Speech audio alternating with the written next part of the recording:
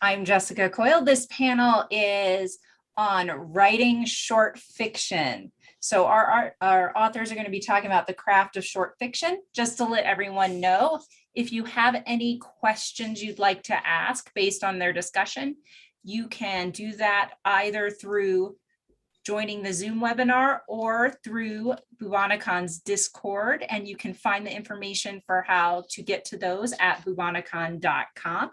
With that, I'm going to turn this over to our moderator, Kerry Vaughan. Hi, welcome to the panel, Writing Short Science Fiction, Fantasy, and Horror. If it's okay with my panelists, I'll have you introduce yourselves, and then I made notes. I have questions. Yay, right. So Connie, shall we start with you? Hi, I'm Connie Willis. I've been writing science fiction for a very long time. My new book, which has just sold, but I haven't done the rewrite yet, is called The Road to Roswell. It's a comic novel about alien abduction. And somebody said, do you mean comics novel? Is it a comic, a graphic novel? I'm like, no, it's a comic, singular comic novel. So anyway, and I recently edited helped edit, the other editors did all the hard work, a collection of Christmas short stories for the Library of America, and it's the history of the American Christmas story. And so that'll be out by Christmas too. So those are my two big projects. Suzanne? My name is Suzanne Palmer. I have written primarily short fiction up to this point, although my third novel just came out this past week. It's got a cool rocket ship on the cover, which I'm very proud of. Good cover art makes everybody's novels better. I write stuff. There we go. Bob? Gosh, I've been writing science fiction for about 45 years now. I really don't write that many short stories. I've written maybe 100 in that time, simply because I think short stories are harder to write. But my most recent stuff has been mostly Westerns. I've got a new short story out in Six Gun Justice. It'll be released, in about a week or so. And if we're getting to flash stuff here, Nice. The Dust of Stars. Yes, you can get this. More spaceships. You can get this on Amazon, of course. You can get everything on Amazon. But for the most part, I can't remember the last non-weird Western or steampunk short story I wrote. It's probably more than a year ago. But I write all sorts of stuff. Cool. And I'm Kerry Vaughan. I'll be moderating the panel. I'm also a writer, both novels and short fiction. I think they're both great, and they're both worth doing. But there's always a lot of questions. I get asked a lot of questions about novels and or short stories. Why would you write one over the other? So let's concentrate on the short fiction for this panel. I'm going to immediately jump into the weeds, I think. So you have an idea for a story. How do you know if it's a short story idea or a novel idea? How do you decide what length to write at? When you give it to your beta readers and you say, I wrote a short story, and they read it and say, this needs to be a novel. See, that's actually that's a flip answer. So, well, it's a serious question, but I'm going to save that for the next one down. I actually have it on my notes because I hear that a lot. Yeah.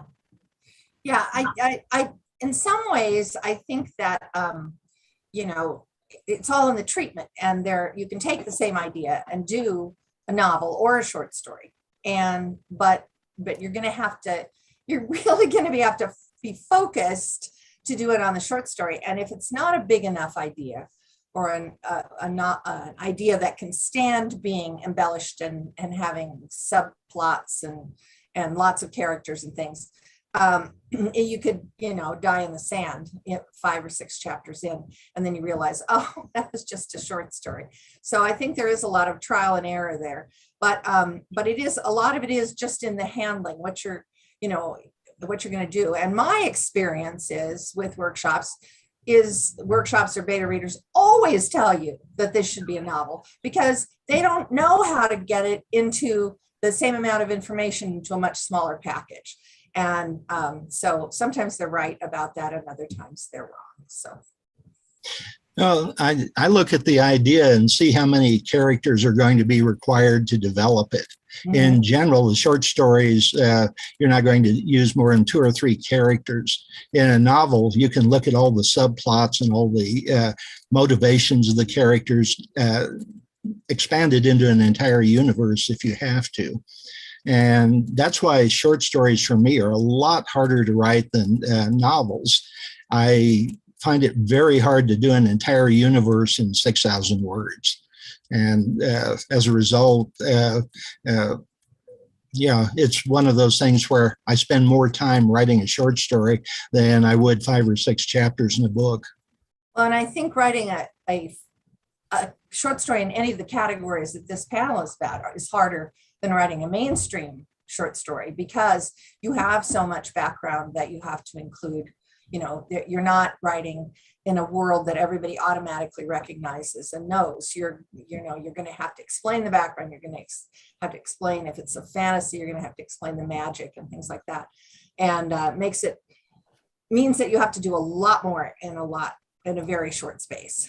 Well, in science fiction, you have to develop the background as a character. That's something you don't have to do in a mystery story. Yeah, that's true too. The detective walks into a Holiday Inn Express room. That's all you have to say. They know what that looks like. Right. If a detective in a science fiction story walks in, you better describe why that's different than anything else. So do you have shortcuts that you use to clue the reader into whether it's science fiction or fantasy or horror? Or do you rely on some extent to the fact that your readers are already on board? That like your readers are already trained in reading that genre. So are there shortcuts that you can use? Do you play on reader expectations at all to kind of give you a shortcut into writing in those worlds, into cluing them into what they're reading? Yeah, if you don't mind me jumping in again. Heinlein was famous for his shortcuts, the door iris, if you saw that, you knew instantly you were not, in the 1950s America that he was writing about. And he was really good at, instead of having big info dumps, walking the characters through the story, and getting a lot of information in a very short time. I really recommend, if people want to write short stories, that they go look at Heinlein and see some of the shortcuts he used. But the other thing I think is a thing that I read in Steve Martin's book about his learning to be a comedian, and it applies for short stories and novels. But his thing is that you need to establish the parameters of the world within, like in a movie, within the first 5 minutes, within a book in the first chapter. So you can't let the reader go for 100 pages and then suddenly introduce magic into a story, or dragons or something. You can't do that. You can't, have a story take place in, say, Bob Vardeman's Holiday Inn Express, and then in chapter 7 it opens out and you find that it's Holiday Inn Express on a space station. You've got to tell the reader what kind of story it is. That doesn't mean telling him everything, but it's just, he said he thought it was very important to establish the parameters, including what kind of story it was going to be. It was going to be funny, it was going to be tragedy, whatever. And Steve Martin is excellent. He does that in all of his movies. And so he's Elmore Leonard sort of summed it up with his first rule of writing. You don't open a story describing the weather. Right. You don't waste time. Whatever's on that first paragraph should set not only the character, but the situation, and in science fiction, the world. Right. I think the shorter the story, the more you can play with those kind of things, though. If you've got a 1,000-word flash story, you can delay stuff further into the, just sort of percentage wise into the story without the reader feeling like they've been cheated by setting up expectations. Whereas in a novel, if you dump something on them, 80% into a novel, they're going to be really mad because they had built this whole imaginary world and you've changed the rules on them. But I think if you're writing flash length stuff, it's more flexible. The shorter the thing, the more flexible you can be with some of these rules. But again, the less flexible it is because you have less real estate to do things in. Right. Yeah, Frederick Brown was the master of the short story. One of my favorites because of the compactness of it. The guy's turning 40 years old. It's pretty obvious midlife crisis. He hates his job. He hates his wife. He hates everything. He goes to the hardware store, gets a hammer, goes home, rings the doorbell. His wife answers the door. He hits her, kills her with the hammer, steps in, and everyone yells, "Surprise!" Oh, no. And it's a 1,000-word story, but you've developed the character because everyone can appreciate, midlife crisis. He hates his job and on and on. So what you're doing is reliant an awful lot on what the characters are and who they are. Yeah, there's a long tradition in science fiction and fantasy of the kind of joke story that either ends with a terrible, terrible pun or some kind of twist like that. And I noticed the more successful of those are shorter because I think you don't want to try your reader's patience too much on those for exactly what the reason Suzanne was saying. Oh, a pun. Yeah. Right. Like that entire story for that one joke. For people who love it, it's great. But yeah, you don't want to invest 5,000 words in that. Maybe 1,000. Yeah. So Carrie, you write lots of short stories. What I do. What kinds of shortcuts and things do you find the most helpful? I do think that telling the readers right away what they're getting into in the first paragraph. And that's something I still grapple with. I call it the start on page 6 syndrome, that you write that first draft and then you realize you don't actually need the first 6 pages because you've spent all of this time explaining stuff. Trust your reader. It turns out you don't necessarily have to explain all the things that you think you have to explain. So I end up cutting a lot out of my first drafts. Another piece of advice I got from a friend that I use all the time, sometimes the judicious info dump is really useful. We're always told to avoid exposition, avoid info dumps. But sometimes if I just don't know how to get into a story, I'll write a paragraph that says, hey, this is what the story's about, and then dive into it. And it seems a little counterintuitive, but I found that sometimes that really, really works because then your reader knows exactly where they are, exactly what the stakes are. And then you can just hit the ground running after that, rather than trying to go through these contortions of building up the world when you only have 4,000 or 5,000 words to do it in. Right. Well, can you start at the end or the middle or somewhere other than the beginning to write a story? You mean, do I think of the ending first? You know exactly what the ending is. Wow, that's great. So can you start there and then work back? I don't know that I've ever tried that exactly. I do like to know where the ending is, but that's mostly so that I know where I'm going, so that I know where I'm aiming towards. Yeah, I have written a lot of stories backwards. I find that I write that last scene, and somebody described a story as a scene and all the scenes that lead up to it. And I thought that was a good definition. And then if you work that way, then you don't have all that. Your story starts on page 17 kind of syndrome, but it's hard to do, I think. So, well, I'm kind of weird because everything I approach is like a novel. I do a synopsis for short stories. So I don't have that much problem starting anywhere because in the synopsis, I can work to either direction or start at the beginning or the end and see how it fits. But I need the synopsis to be able to check the pacing and making sure that I've got the elements in it that I want. And then I can sit and write the story. Right. I'm exactly your opposite in that process. I write very linearly when I'm writing a first draft, and part of that is because I pants it. I've described my writing process like coating a golf ball in glue and throwing it down a mountain, letting it bounce off and collect moss and stuff, and then you pick it up at the bottom and go, oh, okay, I can use this. In terms of just sort of accumulating bits of story on the way. So I have to write very linearly for my first draft. And because I often have no idea where something is going till I get there. There's our stories I've started off where I just had a great title that came to me and I'm like, oh, that's a great title. I'll write a story. Or I have a good opening scene, or I have one mental image and that I'm reaching towards. But I have to get there in a very strict progression. And like, if I can get stopped by like, I need to name something. And I'm like, I can't throw in a placeholder sometimes. And so I just get stuck till I figure that out.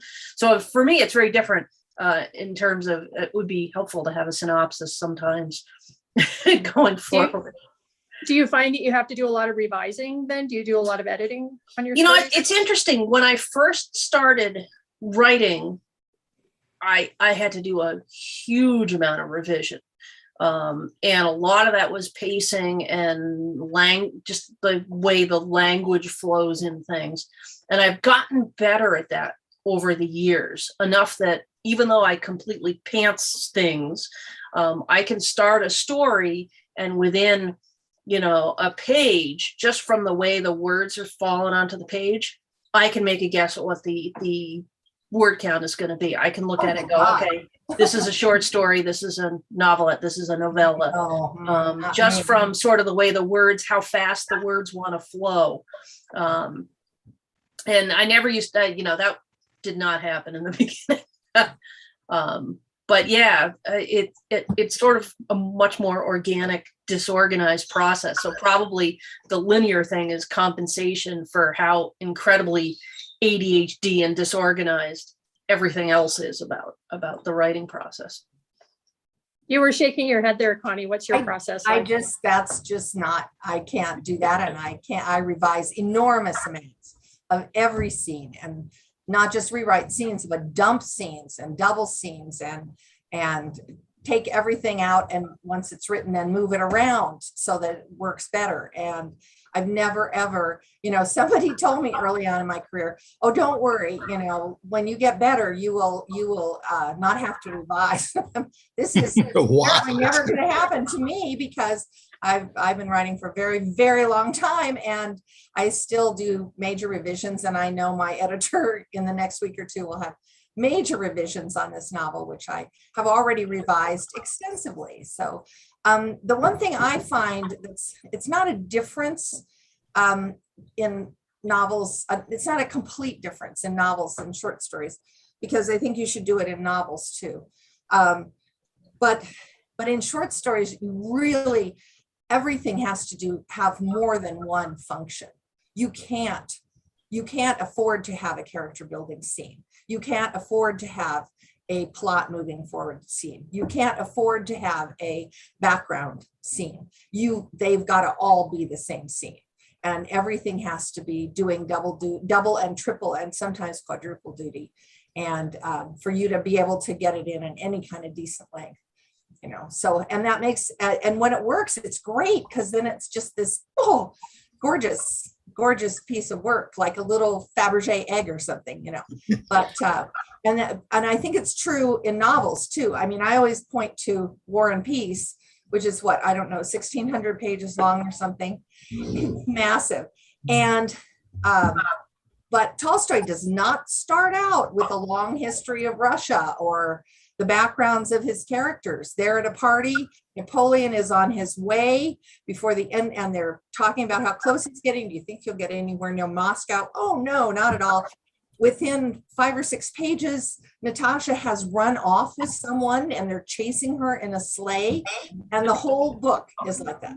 He didn't waste any time at all for the whole 1,600 pages. And so I'm like, well, if Tolstoy doesn't have any space or time to waste. And he's making everything do double duty in a 1,600-page book, then the rest of us really have to do that. So. This is one of the things that makes short stories so hard. If you make one mistake or miscue, the story's gone. Yeah. In a novel, if you can make 2 or 3, Right. you can survive it. Right. You know, there's always something else. It's sort of like a magician saying, "Oh, look over here, Right. here," and do the legerdemain somewhere off stage. But again, writing, it's amazing to me that you can write both short stories and novels, simply because I think they're different beasts. They require different mindsets. Yeah. There's very much sort of this mentality out there among like non-writers, or well, non-professional writers, whatever, that short stories are practice for writing a novel. And The other way around. That's so just wrong on so many levels. I mean, there are certain skill sets that apply to both, in terms of compositional stuff and whatever, but it's a completely different, it's like saying that playing the trumpet is practice for learning the trombone. It's like, well, there's or the harpsichord. Yeah. They're not the same.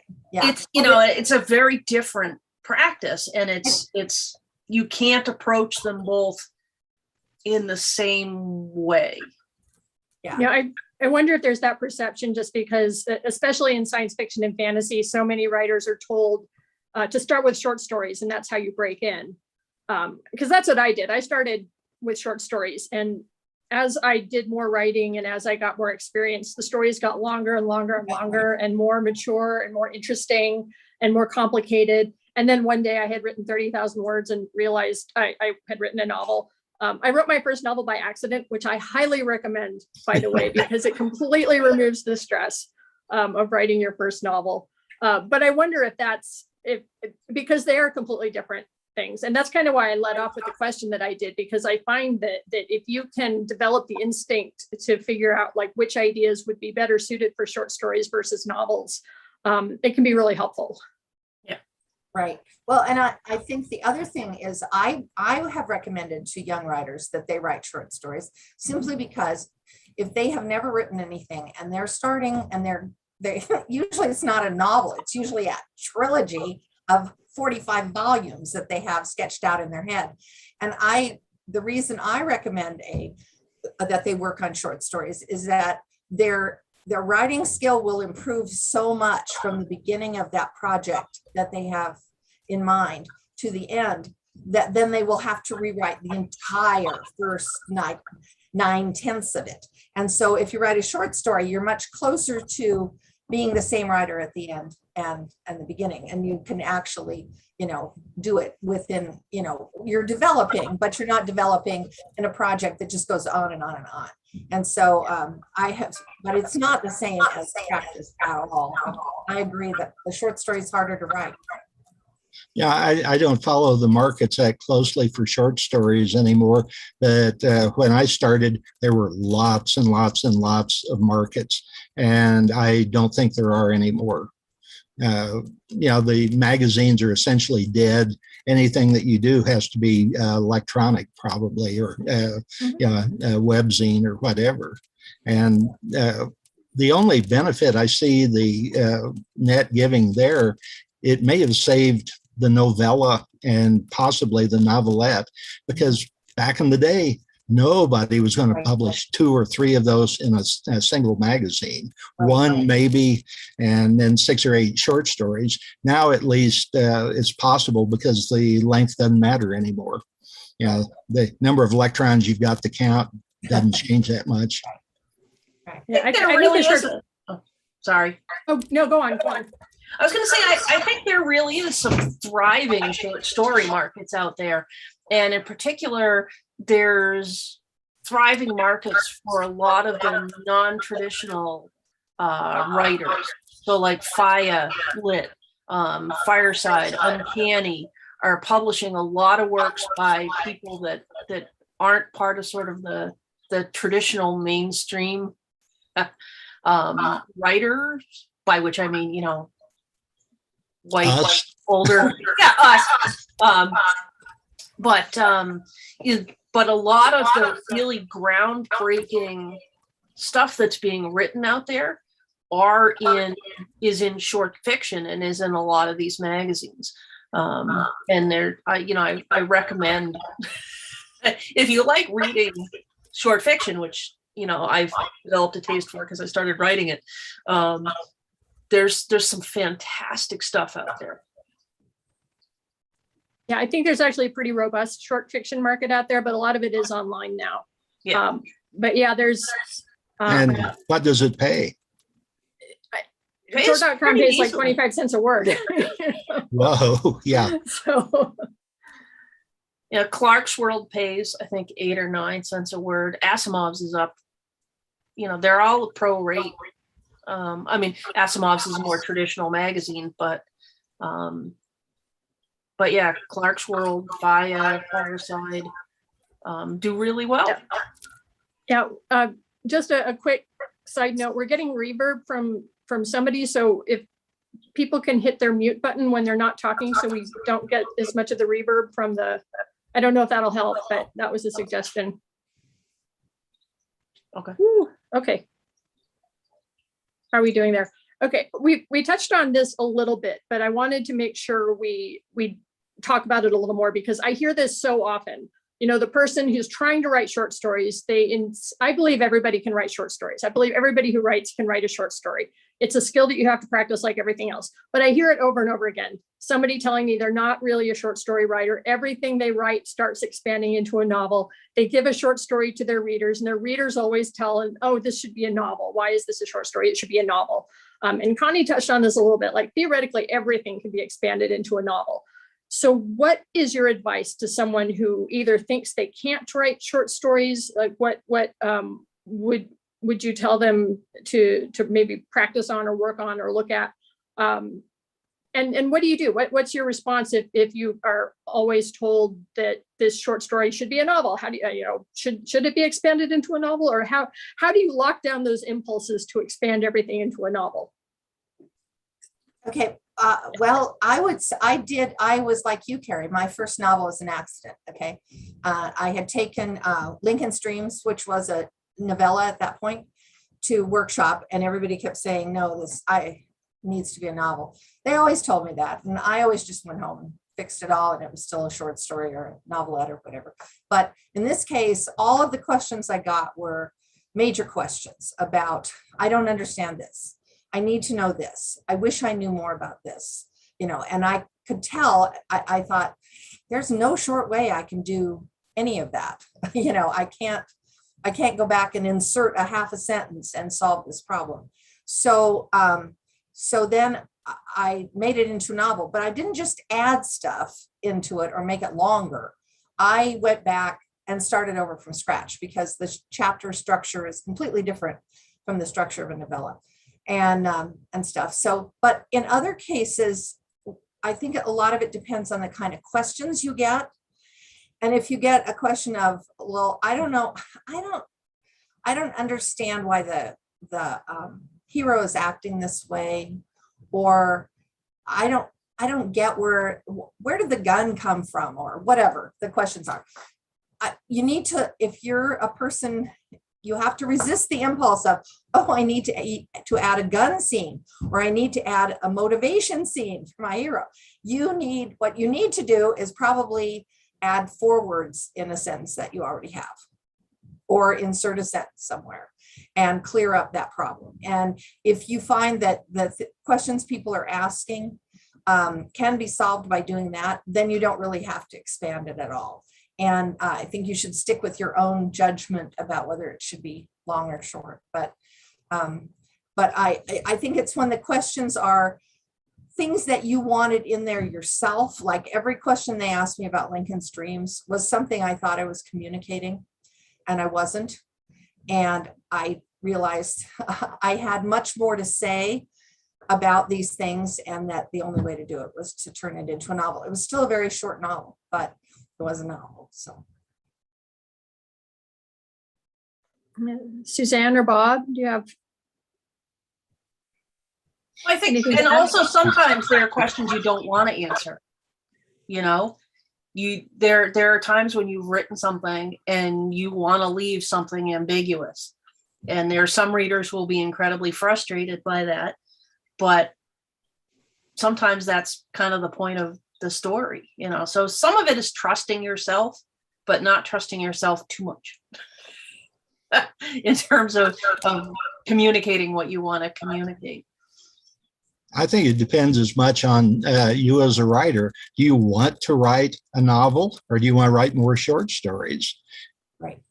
There's some people that would face writing a novel as climbing Mount Everest all by themselves. So it's a matter of what do you feel good about doing, and what do you want to accomplish with it.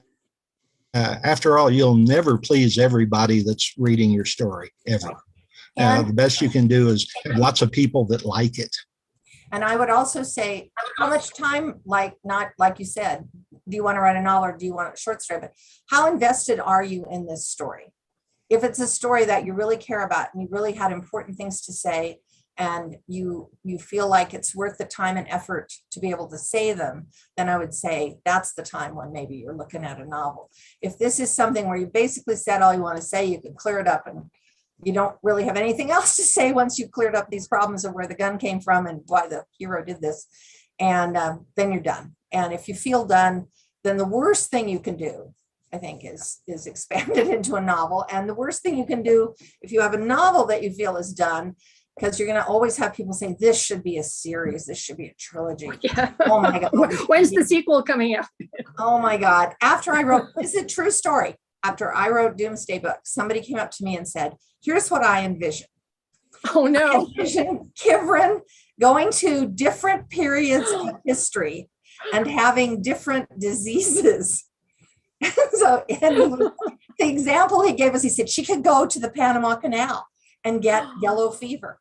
And she could go to, and I was just like, you're kidding. But this was a publisher. I will not name the publisher, but this was a publisher.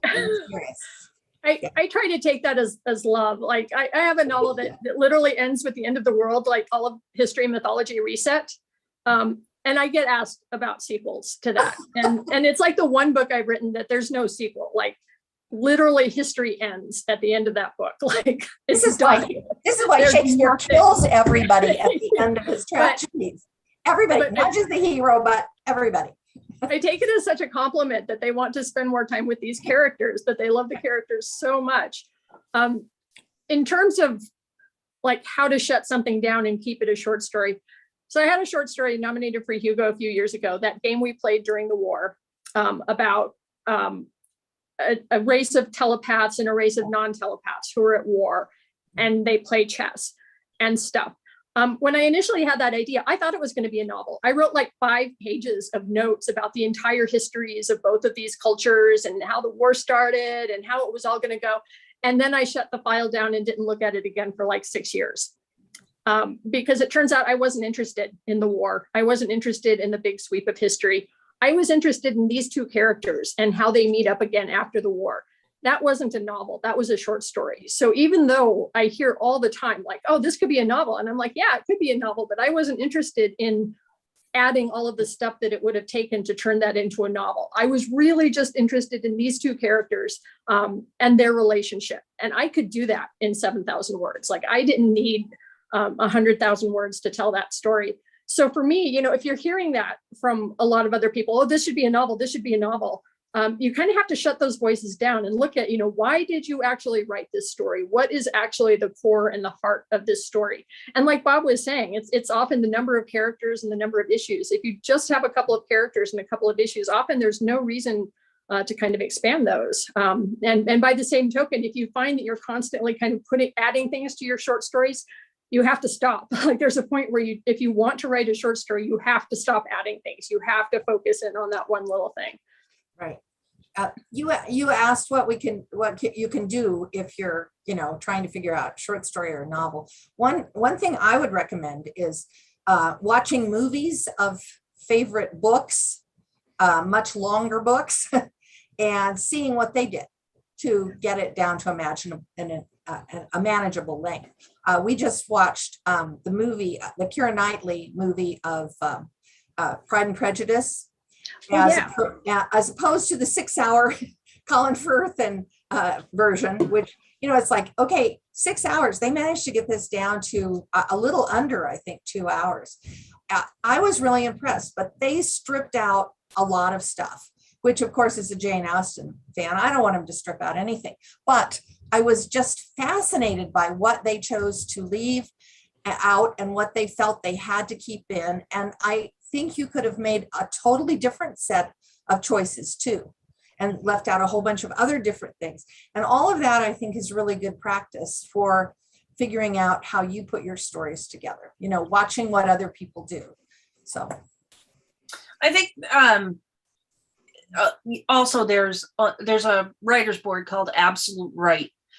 And there's a thing on there called the Flash Fiction Challenge, which has just sort of gotten back on its feet because of COVID, and the site was down for several months. And to disclose, I'm running it currently, but a prompt is posted every week, and the goal is it's called the Flash Fiction Challenge, but it's not a word count thing. The goal is to take the prompt, write something in 90 minutes.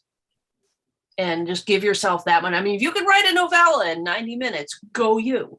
But where you're given a prompt and you're constrained in time to come up with something, and that's sort of like one of the values of NaNoWriMo is it removes from you the ability to slow yourself down by being critical and expecting like instant quality out of what you're doing, and instead makes you just sort of play with it and go forward and not think about it too much. And I think exercises like that, and I think there's other places that post prompts as well. That's a great way of practicing writing short fiction length stuff, just because it gets you in the practice of having to think small. So play with it. I mean, it's a lot easier to play with short fiction than it is to play with a novel, because your time commitment is much smaller.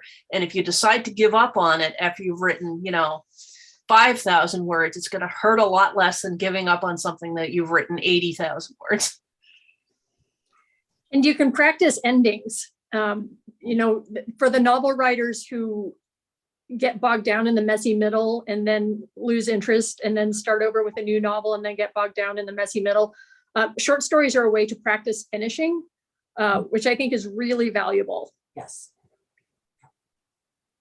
Well, in a sense, the short story is the middle.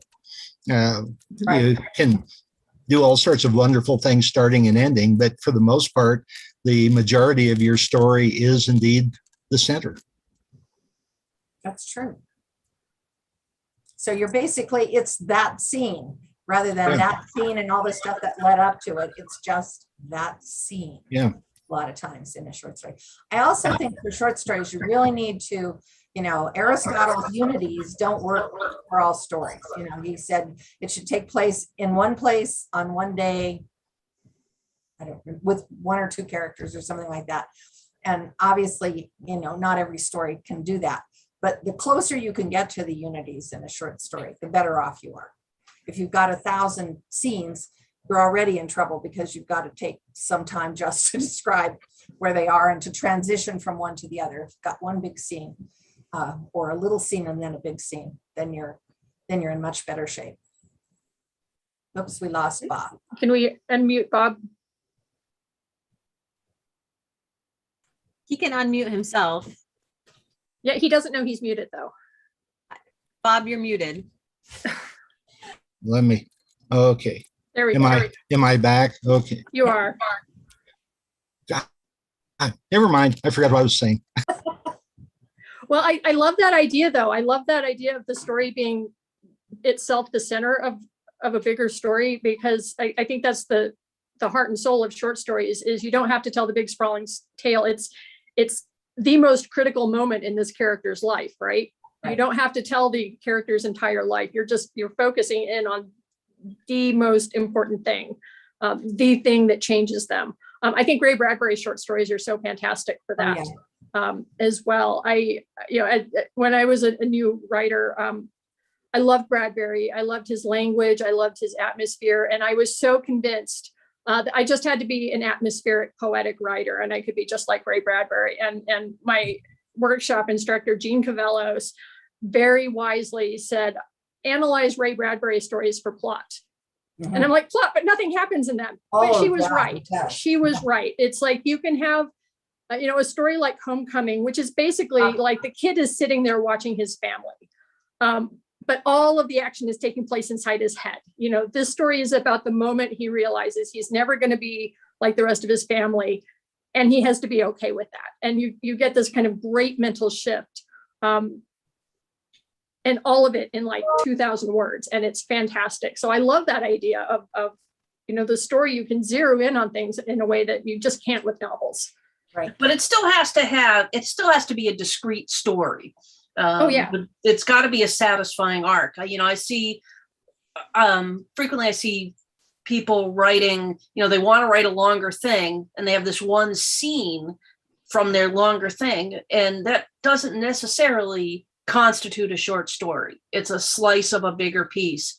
And it's not quite, maybe you get lucky and you get just the right slice.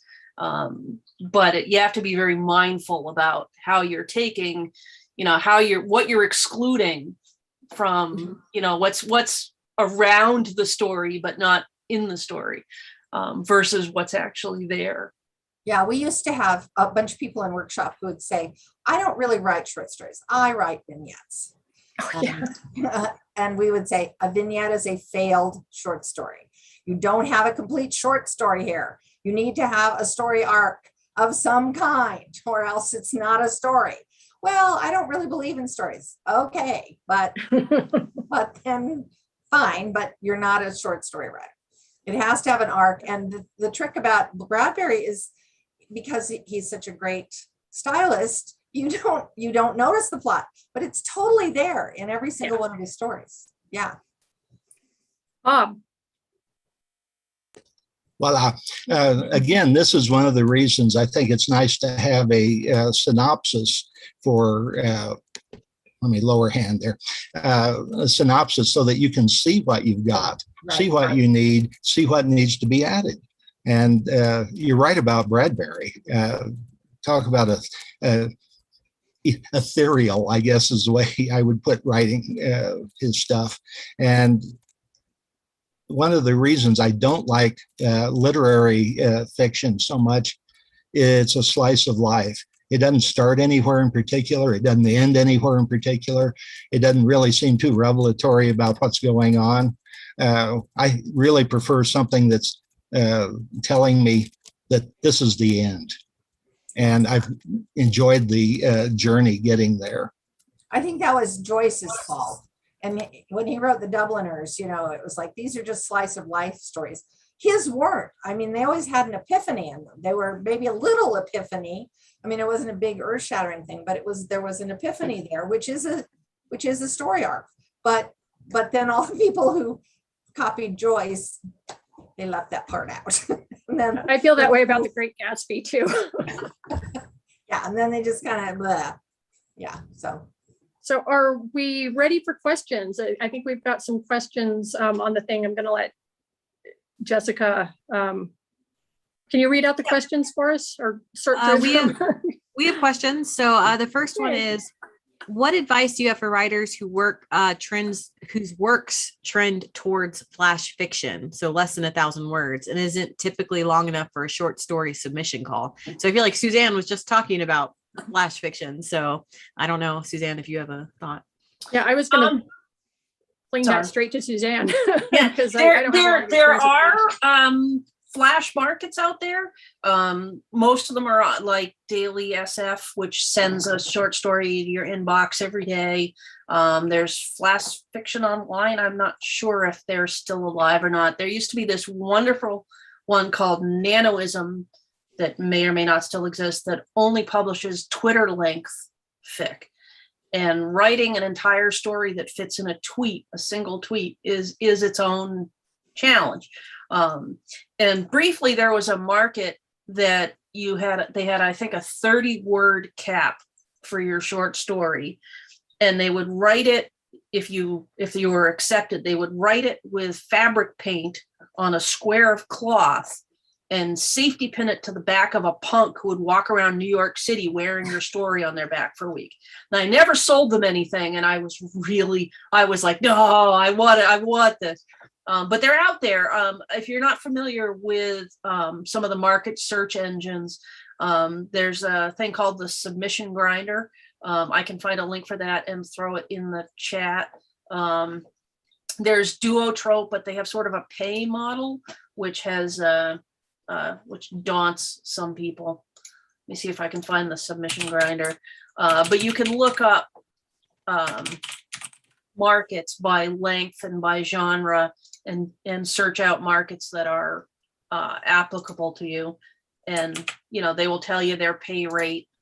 It's good to get paid for your work. Don't let anybody convince you that exposure constitutes payment. My advice is always to study the masters. So if you want to write flash fiction, I would read lots and lots and lots of Frederick Brown. He's really good. Courtney, my internet connection is unstable. Okay. Yeah. So read lots and lots of Frederick Brown. He's great. All right. So I'm not sure if the chat is viewable to all the participants, but I'm going to put the link. Everyone. Okay, cool. I did put the link there. So. Okay. Any more questions? Yeah. Yes. So this one's a little long, but it's in regards to a short story needing to be a novel, and when you get that response from like your beta readers.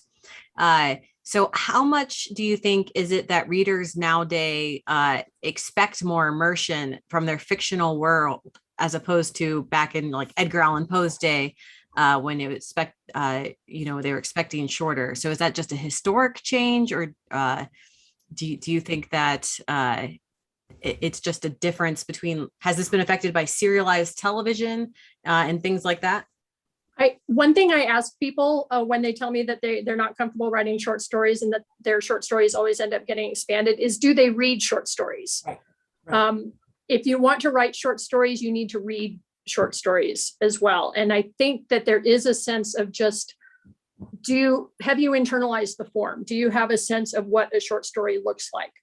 And that's, and I find out a lot of people haven't been reading short stories, because they haven't just been reading novels. They've been reading these big, long series of novels, which I think I've had the experience that Connie has, is some new aspiring writer tells me about their 10-volume epic fantasy that they want to write. And I want to sit them down and like get them to breathe deeply for a moment, because that's such not a good place to start, really. So yeah, you got, if you want to write short stories, you got to read short stories. Yeah, when I started by writing confession stories, and one of the top rules of that field was you have to read the market. You have to read, if you're going to write confession stories, you need to read dozens and dozens and dozens of confession stories. So just like you said, Carrie, so you know the field, and so you understand how these stories are written and what the conventions of it are, and then you can play with the conventions if you understand them. And so, yeah, people definitely need to read short stories. And I would suggest starting with Edgar Allan Poe, who's a master. And I'll always read the masters. Find really, really good examples. Don't read a bunch of garbage. Don't read a bunch of short stories just to be reading short stories. Read people who really know what they're doing and make every word count. And look at the nominees in the awards categories for short fiction every year. They certainly aren't, the be all end all of everything, because the ballots are way smaller than the body of work that's out there. And some years, many years, there's way too much good stuff for everything to make it on the ballot. But that gives you sort of an immediate slice of things to look at, particularly like the long lists for awards. Is a good place to start. Now, just to know what's being written now. The other thing is, if you're not reading short stories, why do you want to write them? Right. Right. figure out what it is that intrigues you about short stories. And that's what you should be putting into your short story. Right. I mean, I'll be very honest. The very first thing I wrote was a novel. It was awful. I had no expectation that it would not be awful. And I also didn't intend to ever actually do anything with it beyond just my friend dared me to write a novel. So I did. And then I thought I was done. And then I discovered I was not done, and I'd actually really enjoyed writing, even though I had this one awful novel. I started writing short stories specifically to get practice being rejected before I had to send my novel anywhere, which was incredibly successful for a long time. I got lots of rejections, including one that said in its entirety, "It's snowing, so no." But in the practice of just like, can I write a short story? I want to learn how to do this so I can send stuff out and then get back to novels. I discovered that I really loved short fiction. I love reading short fiction and I love writing it. And if I had to give up either short fiction or novels, I would give up the novels, quite honestly. I mean, I hope that I don't have to give up either, but yeah, I mean, find your reasons why you want to do it. And even if it's a dumbass reason like mine, I don't know if I can say that. Was that a bad word? Am I allowed to say bad words? You're Anyhow, fine. I'm good. All right. You won't tell anyone. But We're all friends you know, here. even if starts off being a bad reason, if you're serious about it, you know, find a way to do it justice. Right. I would add to that Oh, we're losing Connie. and especially echo what Bob said, that you have to love this stuff all the time. Writer, I don't understand the whole concept here. People say, why do you write science fiction? I have written science fiction for over 40 years. I love science fiction. I love reading science fiction. I love writing science fiction. And I don't, you know, and we always used to have in workshop these people who they'd hear that the Western was coming back or the horror market was about to explode or some of these things. And then they'd try and write that just because they thought that could sell or just because it was trendy or whatever. And I'm like, stick with why would you write a Western if you don't like Westerns? And in the case of the confession stories, once people found out that I was selling confession stories, they'd say, oh, I'll write a confession story, having never, ever read a confession story. And they'd say, well, if you can sell them, I can sell them. Anybody can sell them. I'm like, that's not true. There has to be something that you like about it, and you have to like it enough to study it and to read it and to enjoy it, or it's pointless. It's like people are speaking a completely different language to me. I just don't. The business is too hard to not write what you love. Right. Yeah. And if you don't love what you're writing, the reader will pick up on that. The reader will absolutely pick up that you don't love what you're doing. We just have a couple minutes left. So as a conclusion, everybody list off a couple of short story writers that you think people should be reading. Okay. Theodore Sturgeon, one of the best in the science fiction field. And William Tent. Yeah. Also in science I would have to go with Roger Zelazny. Oh, yeah. That's great. Speaking contemporarily, although I'm a huge Theodore Sturgeon fan, John Wiswell, who just sort of made it onto the radar, I think, this year with a bunch of awards, and I think he won a Nebula. But he's been writing fantastic short fiction for a long time, and I highly recommend him and his work. And I'm going to go with James Van Pelt, who's a fellow Colorado writer. Yes. Who's an absolute master. And he's really made a study of it too. Yes, and all sorts of genres and very character oriented. And also Catherine Valenti, yes, who's another writer from the last more contemporary, who's just, I think, a fantastic, very focused, very craft prose artistic. So those are my two. And Martha Wells's Murder Bots, one of them was a novel, but most of them are novella length. those got me through 2020 reading those. So highly recommended Murderbot. But I would Okay, like to how are we point doing on out- time? Oh, I would like to Sorry? point out that there is no sell-by date on stories, you know, and a good story is a good story forever. And so people a lot of times will only read what's really, you know, going on right now. But the truth is, you know, you can look through the past and find exactly the right thing to be studying. So. And I think that's a wrap. Thank you, everyone. Thank you to my fellow panelists. Thank you, Carrie. Thank you. Thank you, Yeah, thanks to Bubonic. everyone who participated on the panel and to those who are viewing. So just a couple of quick reminders before we're on to a reading by SM Sterling. We do have an auction going on through Facebook. And in addition to that, we are going to at 7:30 have a dramatic reading of Froome, which for those of you who know is a truly terrible novel that we auction off every year. Bob is a big proponent of Froome, so I thought I would mention that. And Carrie was sweet enough to agree to participate in that. So if you want to see some truly terrible fiction being read out loud by some amazing authors, definitely swing by at 7:30. Thank you so much for joining us. Thank Thanks, you. Jessica.